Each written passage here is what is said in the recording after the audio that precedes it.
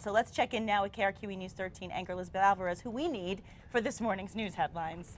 Good morning, guys. Good happy morning. Tuesday to you, and happy Tuesday to you at home.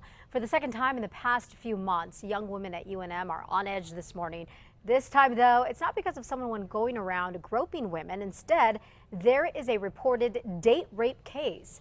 A girl in a sorority says that she was raped after a party at the Sigma Alpha Epsilon house last week. She told the university, and a worker at the Office of Greek Life sent out a warning to sorority advisors saying that there had been one confirmed case of date rape and 3 possible cases. Now, the worker was concerned that there could be a serial attacker out there, and that put people into panic mode. But UNM says it was just a warning and not all the cases are confirmed. When an incident gets reported, generally that's when conversations start, people relay, I think I heard this, I heard that. The fraternity, SAE, is now on an emergency suspension while the investigation continues.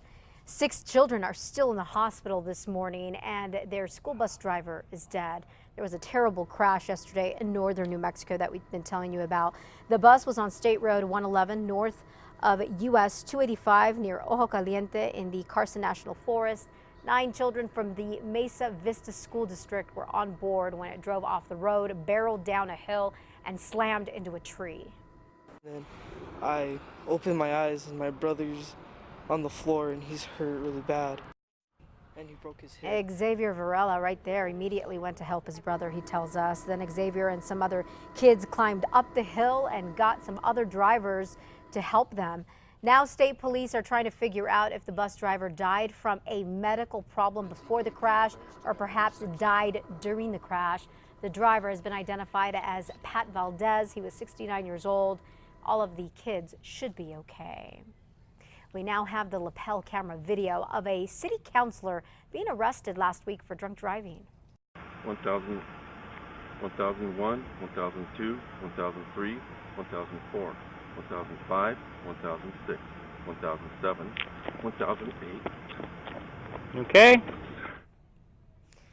Okay, well, an APD officer pulled over Michael Cook last Wednesday on Candelaria near San Pedro after he apparently drove into a gutter. Cook told the cop that he had 1 beer earlier in the evening. At one point during the field sobriety test, Cook asks the officer if he could stretch his legs because they were apparently a little wobbly. Go ahead and turn around for me. Now I'm going to place you under arrest for driving under the influence.